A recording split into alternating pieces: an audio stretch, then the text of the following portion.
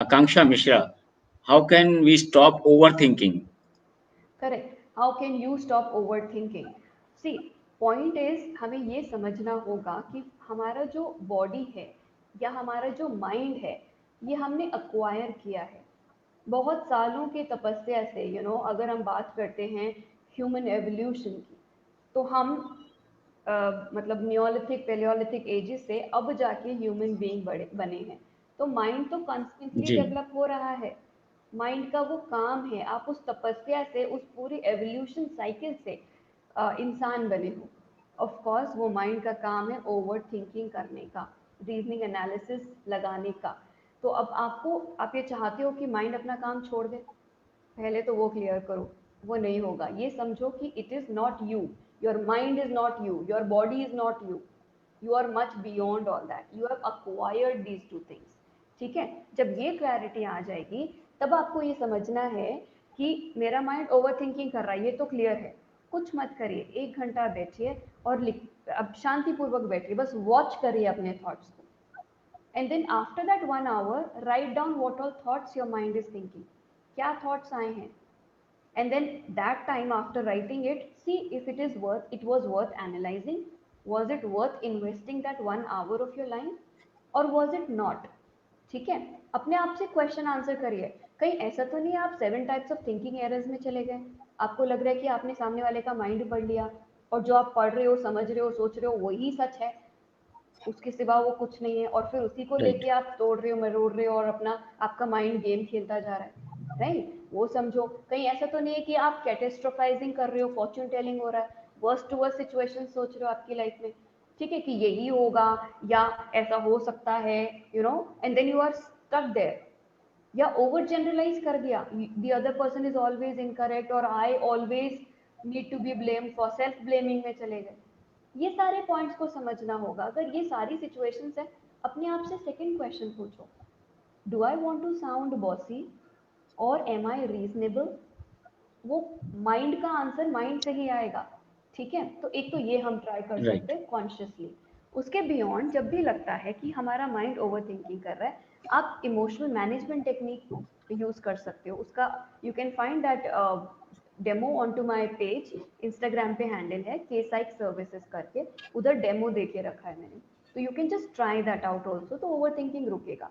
Beyond that, try meditation, try yoga. अपनी energies को channelise करिए. पॉइंट, प्रॉब्लम कहाँ आ रही है? एनर्जी तो बहुत है, हमें पता नहीं करना क्या. The moment we start channelizing that energy, creativity में ले आइए, गार्डनिंग में लग जाइए, सॉन्ग सुनिए. अपने आप वो सब ओवर थिंकिंग स्टॉप हो जाएगा. सॉन्ग्स मतलब इंस्ट्रूमेंटल. हो प्लीज जाएगा. वो दुख वाले, दिल Right. टूटने वाले सॉन्ग्स जो बॉलीवुड के हैं टिपिकल, उन्हें मत सुनिएगा.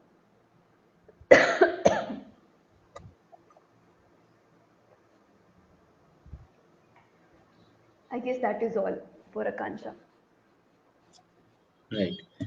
एंड मैम, जैसे नॉर्मली जो हम लोग सो जाते हैं, रात को लोग सो जाते हैं, हम लोग सो जाते हैं, तो उस टाइम पर भी माइंड काम करता है, मतलब दैट इज इन हाँ. 24/7 का सर्कल है माइंड का. अगर हम सोने की बात करते हैं, तो अगर माइंड भी हम यहाँ से समझ रहे हैं, तो 2 टाइप के पार्ट्स होते हैं. एक होता है कॉन्शियस माइंड, एक होता है सबकॉन्शियस माइंड.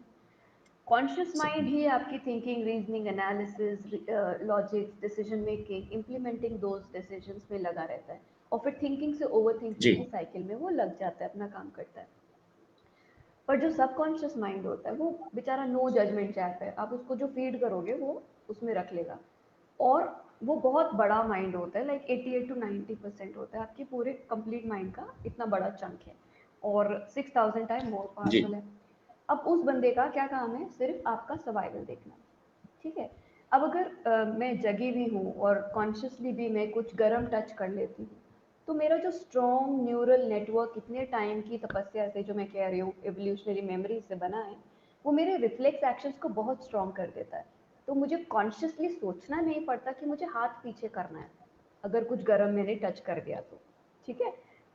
तो फाइट या फ्लाइट दोनों, सब कुछ सबकॉन्शियस में ही बसा हुआ है. वो ऑटोमेटिक उस जोन पे चले जाता है, भैया मुझे सर्वाइवल देखना है. ठीक है. तो अगर हम बात करते हैं सोने की या ड्रीम्स की, तो कॉन्शियस माइंड बेचारा उस टाइम पे रेस्ट फेज में चले जाता है. वो अपने सेंसरी मोडालिटीज वगैरह पे नहीं काम कर रहा है, पर आपका जो ब्रीदिंग है, आपकी जो हार्ट बीट है, आपका जो मेटाबॉलिक एक्टिविटीज है, वो सभी सर्वाइवल को लेके है, and your conscious mind is looking after all that. तो अगर सो गए आप ड्रीम्स में, अगर कहीं सीढ़ियों से गिर रहे हो, तो आपको आपका सबकॉन्शियस उठाएगा, कहेगा भाई उठ जाओ, खतरे में हो। अगर यूरिनरी ब्लैडर कर रहा है, वो कहेगा उठो पहले वॉशरूम जाओ। ठीक है, या आप सो गए हो और भूखे हो, वो आपको पहले सोने नहीं देगा in the very first place. सबसे पहले आपको कुछ पेट भरना होगा, फिर ही वो कहेगा अच्छा ठीक है अब आप सो सकते हो। ठीक है, तो हाँ, माइंड एक्टिव रहता है, पर कौन सा पार्ट? सबकॉन्शियस माइंड का। Conscious is asleep. सबकॉन्शियस या राइट।